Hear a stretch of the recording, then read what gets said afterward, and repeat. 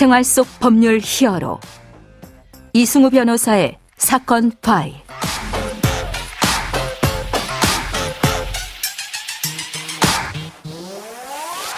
안녕하세요. 이승우 변호사입니다. 각종 사건 사고에서 여러분을 구해드리겠습니다. 오늘 열어볼 사건 파일은 공공기관 징계 관련 내용입니다.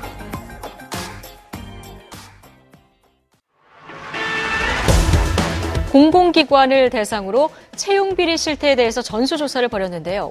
신규 채용과 정규직 전환 과정에서 182건의 비리가 적발됐습니다.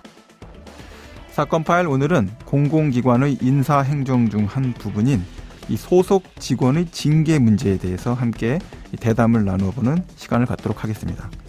자, 우리나라 전체 공공기관은 총 347개이고 임직원은 총 46만 7,585명이다 라고 이제 2022년도 통계 자료에 나오고 있습니다.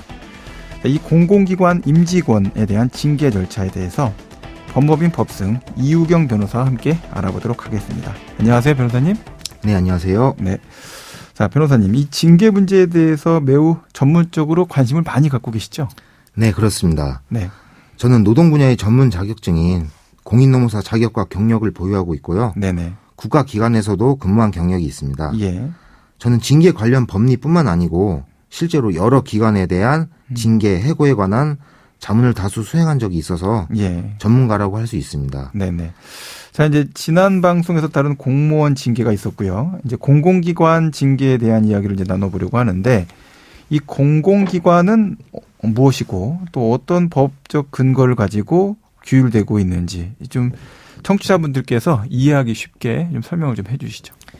예, 공공기관은 공기업, 기타 공공기관, 준정부기관 등으로 분류가 되고요. 예. 공무원과 사기업 등을 기준으로 해서 이제 공공기관의 특성을 설명해 볼 수가 있는데요. 네네.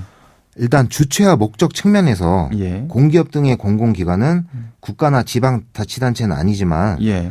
국가 또는 지방자치단체가 직접 공공복리를 목적으로 경영하는 기업을 의미합니다. 예. 사기업은 그 주체가 민간이 소유하는 기업으로 영리를 추구하는 목적이 있다는 점에서 구분이 되고요. 예. 법적 근거로서는 사기업에 비해서 공공기관은 강한 공법적 규율을 받고요. 공공기관 운영에 관한 법률 등에 의해서 국가에 종속되어 관리 감독을 받고 예. 훨씬 더 강한 공법적 규제가 이루어지고 있습니다. 예. 직무를 기준으로 보면은 공기업의 직무는 크게 행정직과 기술직으로 구분이 되는데 네. 사기업의 직무는 기업 규모와 업종에 따라서 매우 다양하게 구분되고 있습니다. 자, 이제 공공기관 관련돼서는 공공기관 운영에 관한 법률이 적용된다라고 하셨고, 자, 그러면 공공기관 소속되어 있는 직원에 대한 징계는 어떤 법률을 적용받습니까? 예, 지난 시간에 살펴보셨다시피 공무원에 대해서는 예. 공무원 징계에 대해서는 국가공무원법, 지방공무원의 경우에는 지방공무원법 등이 적용되지만 예. 공공기관 소속 직원에 대한 징계는 일반 기업과 마찬가지로 근로기준법이 적용됩니다. 별도의 법이 있는 건 아니군요. 예, 그렇습니다. 네. 근로기준법이 적용되고요. 예. 공무원에 대한 징계 종류는 파면, 해임, 강등, 정직, 감봉, 견책 이렇게 6가지의 종류가 있는데 예. 근로기준법에 따른 공공기관 소속 직원에 대한 징계는 근로기준법이 적용돼서 해고, 휴직, 정직, 전직, 감봉, 그 밖에 기타 징벌 등이 있습니다. 예. 최근 노동사건을 상담 중에 지방공기업 직원분이 상담을 한번 하게 되는데요. 네네. 자신에 대한 징계에 있어서 근로기준법이 적용되는지 또는 지방공무원법이 적용돼서 공무원 징계 절차로 다툴 수 있는지 문의를 주셨는데 이러한 지방공기업 직원분들한테는 근로기준법이 적용된다고 할 수 있습니다.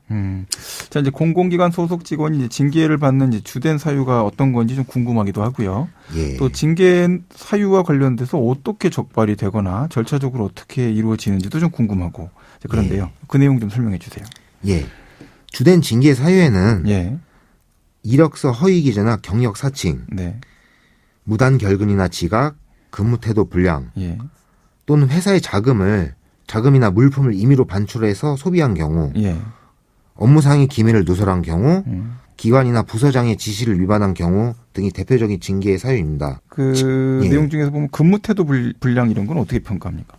예를 들어서 뭐 주식을 한다든지 또는 유튜브 업무랑 전혀 관련 없는 유튜브를 시청하다가 예. 적발된다든지 하는 것은 예. 대표적인 업무 태도 불량, 근무 태도 불량이라고 볼 수 있습니다. 이 기관이나 부서장 지시 위반은 적법한 지시만을 말하는 거죠?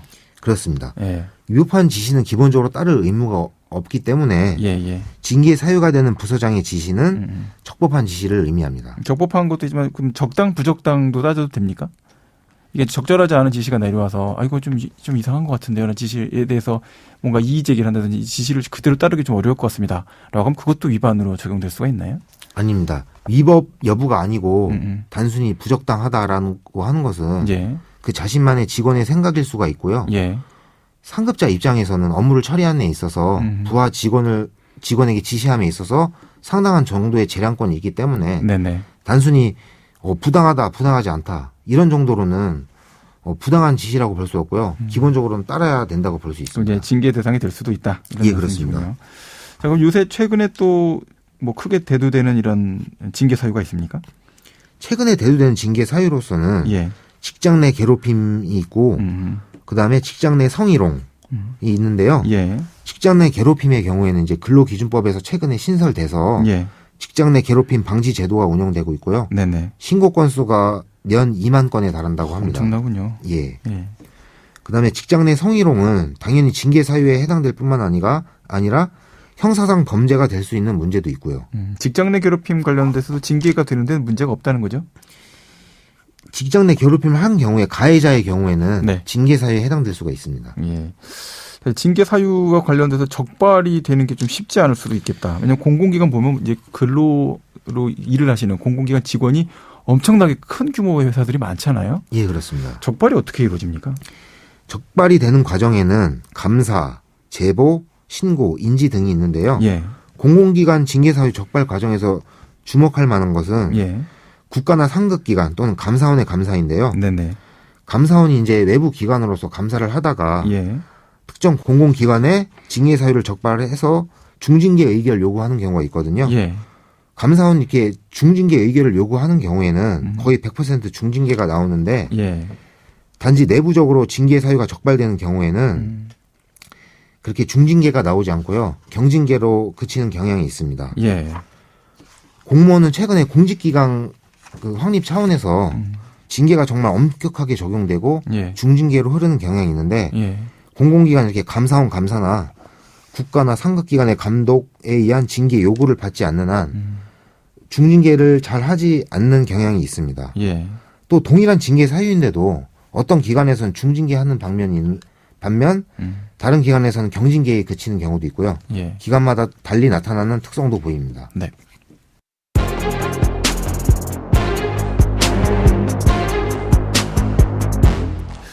이제 징계 관련돼서 이제 징계가 정당하냐, 이 징계 정당성 문제가 상당히 이제 중요한 문제가 될 것 같은데, 정당한 징계다, 아니다, 이 판단 기준은 어떻게 됩니까?